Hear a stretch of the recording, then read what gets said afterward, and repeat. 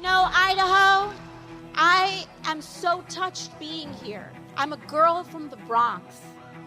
To be welcomed here in this state, all of us together, seeing our common cause, this is what this country is all about. I don't know if you guys are aware of this. I don't know if you guys are paying attention to what's going on the other side of the aisle, but the Democrats are already doing the Democratic primary for the 2028 presidency. You have Cory Booker doing his dramatic stunt, the filibuster, to break all filibusters, even though it's not technically a filibuster because he wasn't actually holding up any legislation at the time that he was pulling the stunt. But also we have Alexandria Ocasio-Cortez and Tim Walz going around the country talking to right-wing folks, wink wink, just going to states that are red states and talking to left-wing people in those states, and they are all trying to position themselves as the next person in line, as the person that is going to run against whoever the Republicans nominate in 2028. And make no mistake about it, Ocasio-Cortez is in the mix as of 2028, and this is why I am pretty sure she is going to run for president of the United States. And that's what we're going to talk about today,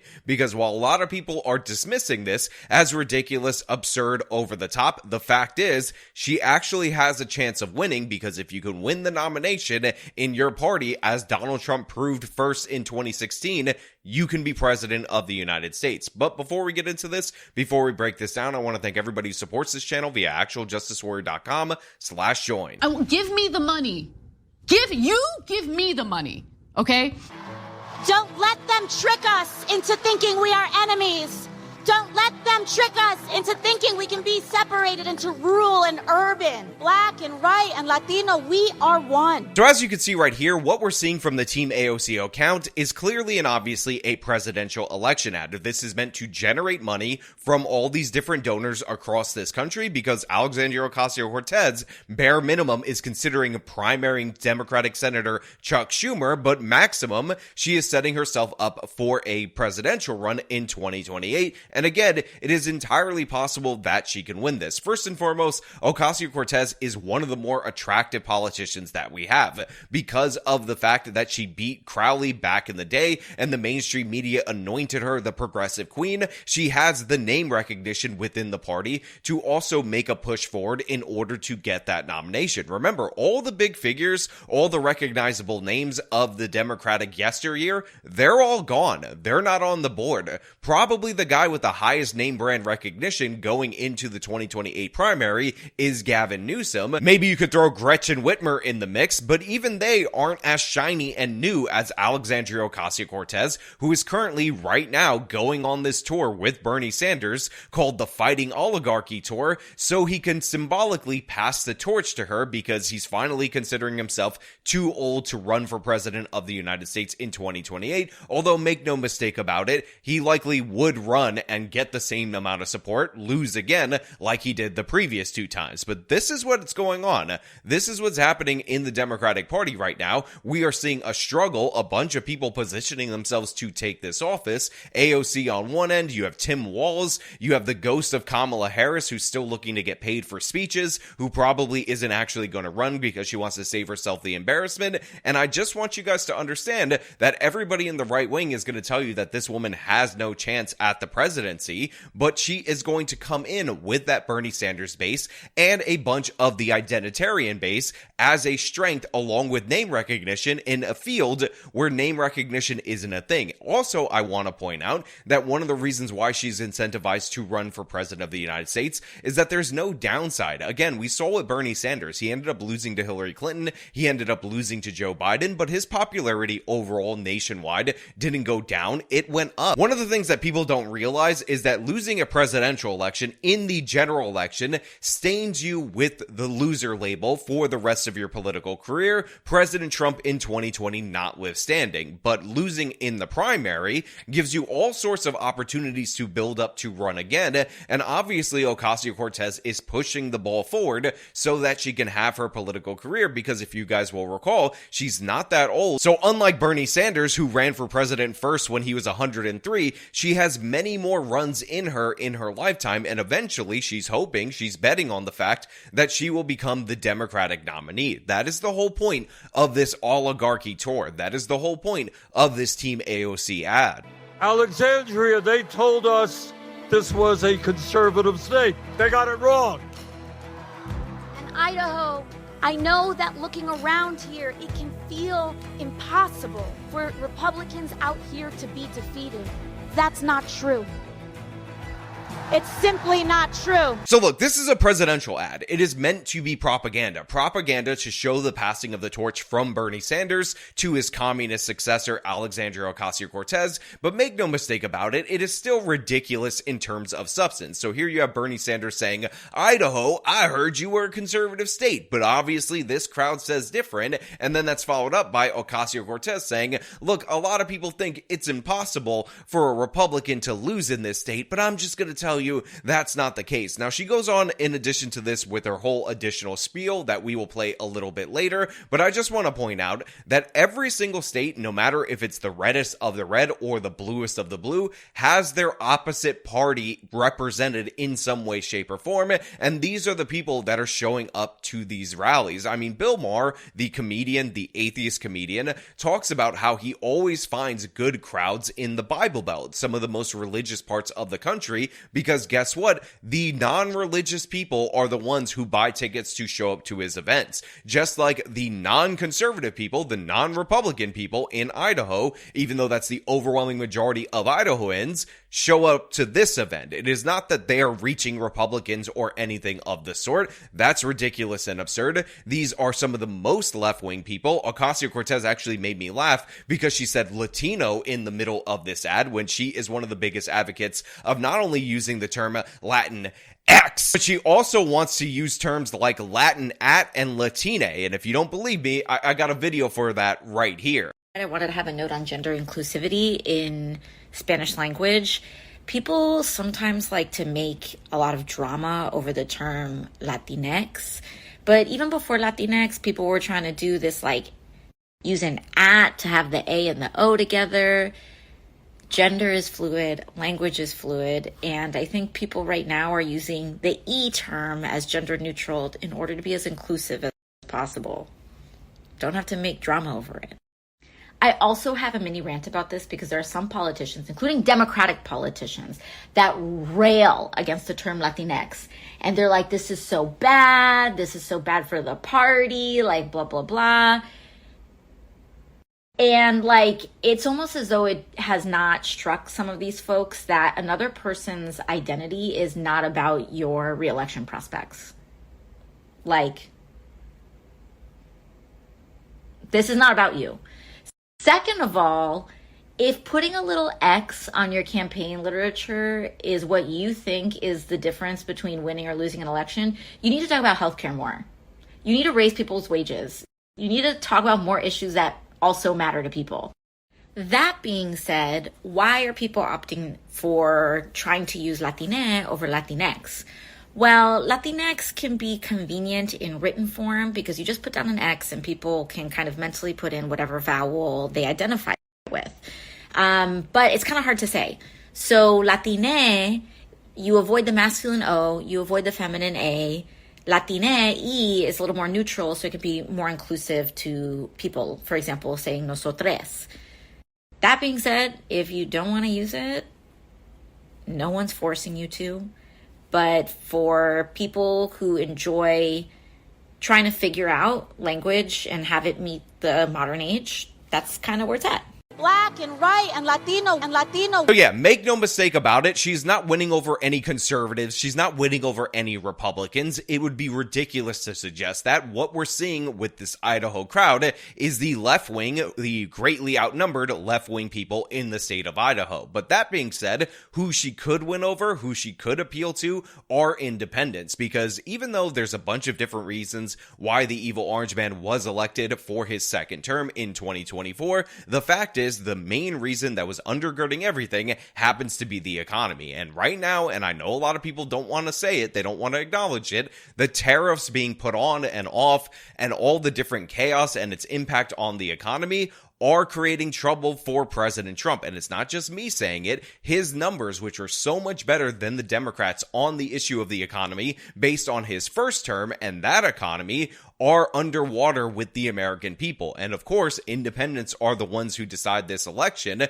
So what we're ultimately ending up looking at, if there is a Trump recession, is not a four-dimensional chess maneuver by Trump in order to rejigger the economy in some amazing and stellar way. It's Trump using his second term to end up losing the 2028 election for the next person. And by the way, not really accomplishing much, because what is going on right now is that he throws on the tariffs, then takes off the tariffs, throws on the tariffs, then takes off the tariffs. And while the market tends to respond to both, what we notice is that the stock market will drop because it's trying to forecast what's going on. And when it kicks back up, when it rises again, it doesn't actually reach the previous level. So we're actually seeing damage because the chaos in it of itself, the inconsistency in the policy, whether you agree with it or disagree with it, is actually creating problems in the market and creating problems in the economy. Look, I probably have to do an entire video on tariffs, when they're effective in terms of national security and the downside impact on the economy later on this channel, so I can break this down a little bit further. But what you need to know is that you're never going to get from me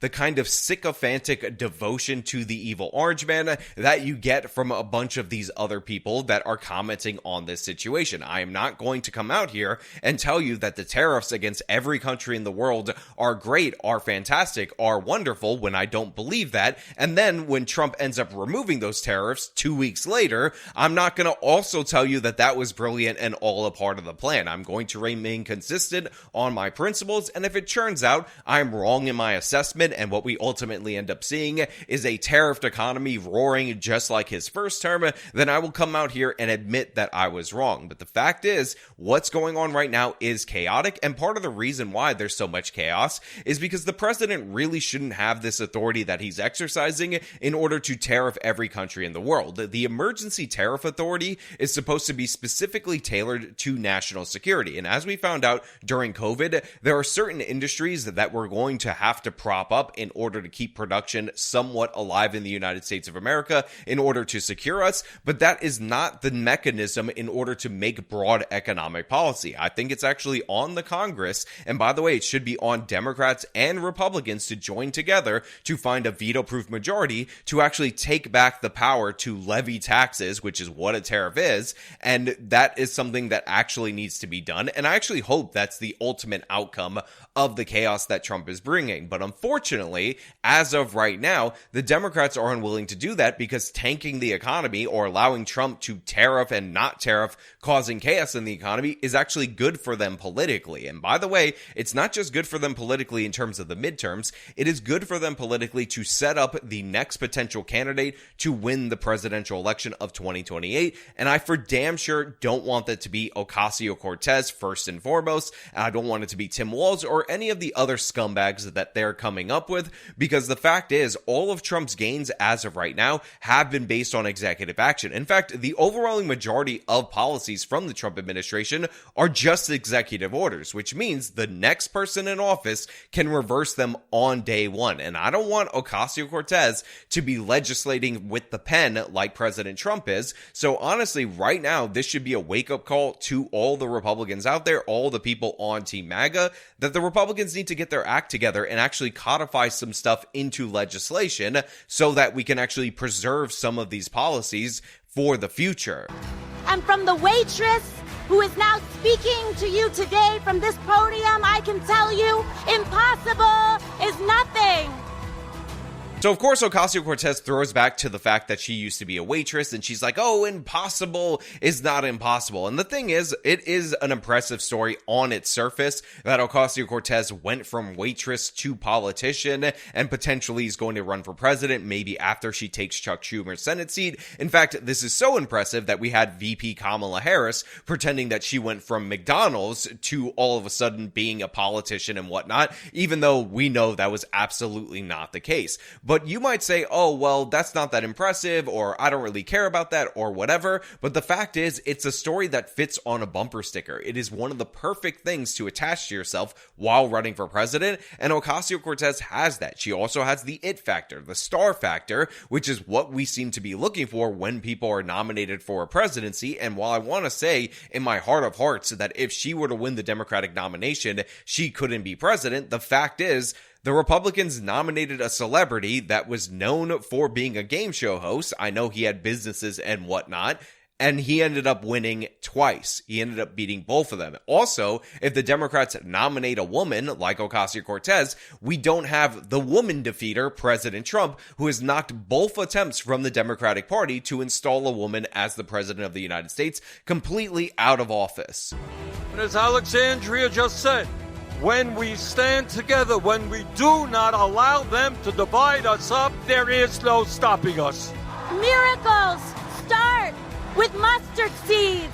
And that is what each and every one of you represent today. Small miracles of faith in ourselves, in each other, and in the refusal to give up. So listen, I gotta be perfectly honest with everybody out there in the audience. I have no clue what miracles start with mustard seeds actually means. It sounds like absolute nonsense. But again, if you look at this ad, you look at the polish on it, you look at the crowds that are enthusiastic about Ocasio-Cortez, and you were to compare her to Elizabeth Warren, who looks awkward drinking a beer with her husband in her own home, you have to understand that there is just an elevated amount of charisma and polish in the media crew that is surrounding Ocasio-Cortez. She might not be better in terms of knowledge, she might not be better in terms of policies, but the fact is, what people vote for a lot of times is charisma, and in primaries, name recognition is the ultimate deciding factor. So Ocasio-Cortez, being one of the most famous people in Congress, and having that already when all these other Democrats are trying to play catch-up,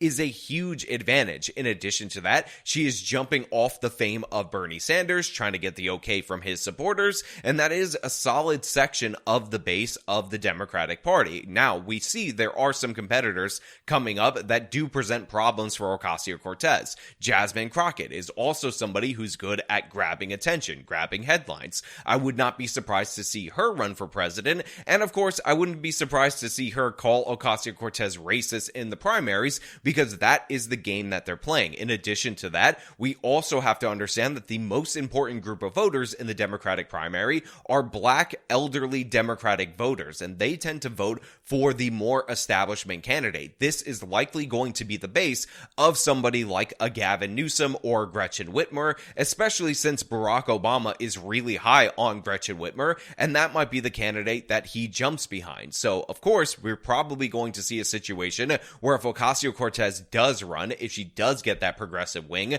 just like Bernie Sanders, her ambitions will end in South Carolina, but that still doesn't mean that she's not a threat. And again, I need you guys to understand, if she were to get the nomination for the Democratic Party, she has an excellent chance, because anybody who's the nominee for a major party has an excellent chance of being the president of the United States, especially if you're dealing with economic woes in the country as a whole. If people start to reject the evil orange man, which is entirely possible over the course of 4 years, then we could be set up for an absolute disaster, electing not only our first woman president, not only our first Latina or Latin ex-woman president, but our first communist president, and that's a disaster in every possible way. And remember, even though the Republicans are supposed to be set up for success by 2030 because of the way that people are moving from blue states to red states, that president who is elected in 2028 will be the person conducting the census. And if you were conducting the census and you butchered it like it was butchered in 2020,